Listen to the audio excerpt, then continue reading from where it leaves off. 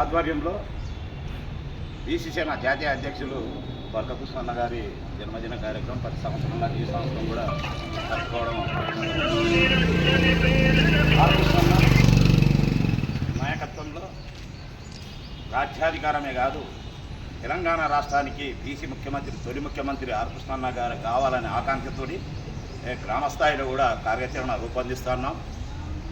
దసరా వెళ్ళిన తర్వాత ఉమ్మడి మహబూబ్నగర్ జిల్లా నుంచే పెద్ద సభలు సమావేశాలు ఒక్కపూట గుంపులు చేసేది కాదు, ఇంటింటికి రాజ్యాధికారం ఆవశ్యకతపై ప్రతి బీసీ ఇంటికి కరపత్రం అందివ్వబోతా ఉన్నాం.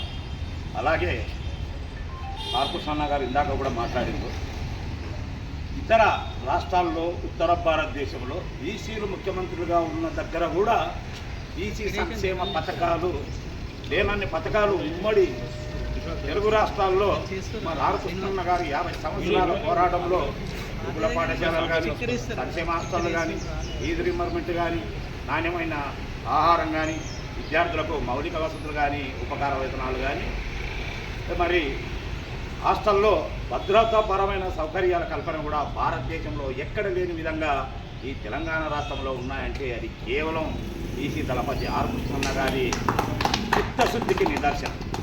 చాలామందిని చూస్తూ ఉంటాం, ఆర్ కృష్ణన్న చాటుకు విమర్శిస్తూ ఎన్నో సంఘాలు పుట్టగొడుగులా ఉట్టుకొస్తూ ఉన్నాయి. ఎవ్వరు కూడా చిత్తశుద్ధితో పనిచేయడం లేదు. ఇతర వ్యక్తులను పనిచేసే వాళ్ళను కాళ్ళ బట్టి లాగాలి, ముందుకు మనం పోవాలంటే పోలేం. ఎందుకంటే పైపోతున్న వ్యక్తిని కాలు పట్టి లాగితే ఆయన మన మీద పడతాడు, మన ఇద్దరమన్నీ ఆగిపోతాం. కాబట్టి కాలు పట్టి లాగితే ఇంకా అడకకే పోతారు తప్ప ముందుకెళ్ళరు. మంచి సౌహృద్భావ వాతావరణం ఇప్పుడు ఉంది తెలంగాణ రాష్ట్రంలో. బీసీలకు రాజ్యాధికారం ఇప్పుడు కాకపోతే ఇంకెప్పుడు అన్న వాతావరణం ఇప్పుడు సృష్టించబడింది. మరి ఆర్ కృష్ణన్న గారు 2014లో మరి ఎల్బీ నగర్ నుంచి ఎమ్మెల్యేగా గెలిచి కూడా ఎక్కడ కూడా రాజకీయ పార్టీల ప్రెస్ మీట్ పెట్టి ఆ పార్టీకి టీడీపీ పార్టీకి ఎప్పుడూ భజన చేయలేదు. ఆయన ఆశ శ్వాస ధ్యాస నిరంతరం బీసీల హక్కుల కోసమే. మరి మాజీ ముఖ్యమంత్రి ఆంధ్రప్రదేశ్ మాజీ ముఖ్యమంత్రి వైఎస్ జగన్మోహన్ రెడ్డి గారు కూడా బీసీల గురించి పార్లమెంట్లో మీ గొంతుగా వినిపించండి, ఆర్ కృష్ణయ్య గారు మీరుంటేనే రాజ్యసభకు నిండుదనం ఉంటుందని పిలిచి రాజ్యసభ ఇస్తే కూడా తోసిరాదని రాజీనామా చేశాడు. కొందరు చిల్వలు పల్వలుగా కామెంట్లు చేస్తున్నారు.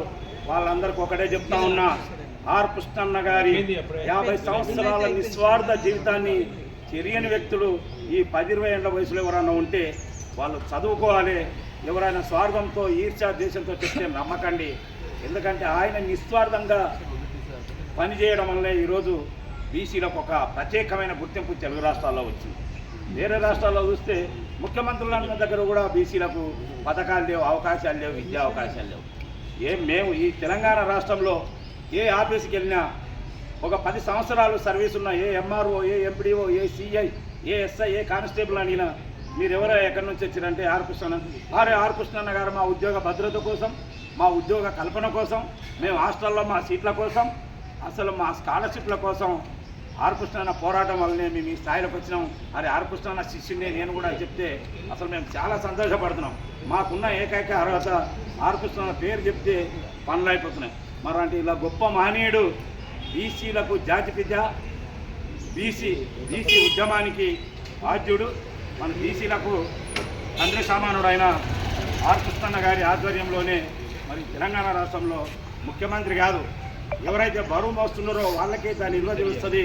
మరి నిరంతరం నిస్వార్థంగా 50 సంవత్సరాలుగా ఉద్యమం చేస్తున్న నిస్వార్థపరుడైన ఆర్ కృష్ణన్న గారి తెలంగాణ రాష్ట్రానికి ముఖ్యమంత్రి కావాల్సిన ఆవశ్యకత ఎంతైనా ఉంది. ఆర్ కృష్ణన్న గారు ముఖ్యమంత్రి కావాలంటే మన క్షేత్రస్థాయిలో ప్రతి ఒక్కరూ మరో ఆర్ కృష్ణన్న పోరాడిన రోజే మరి సాధ్యమవుతుంది. 2028 ఎవరి చేతుల్లోకి వెళ్ళదు, అది బీసీల చేతుల్లోకి వెళ్తుంది. మరి ఇంకా 4 సంవత్సరాలు రాజ్యసభ సీటు ఉంది, పదవి ఉంది. రానువను ఢిల్లీ హాయిగా విమానంలో పోయి రావచ్చు. ఆడొక బంగ్లా ఉంటుంది, నెలకు మంచిగా 2,50,000 పైన జీతం వస్తుంది, మళ్ళీ టీఏటీలు ఉంటాయి. ఇన్ని సకల సౌకర్యాలు కూడా అన్నగారు వదులుకోవడానికి ఏకైక కారణం, ముఖ్య కారణం ఒకటే, నేను ఈ పదవులు ఉంటే నేను సంతోషంగా లేను.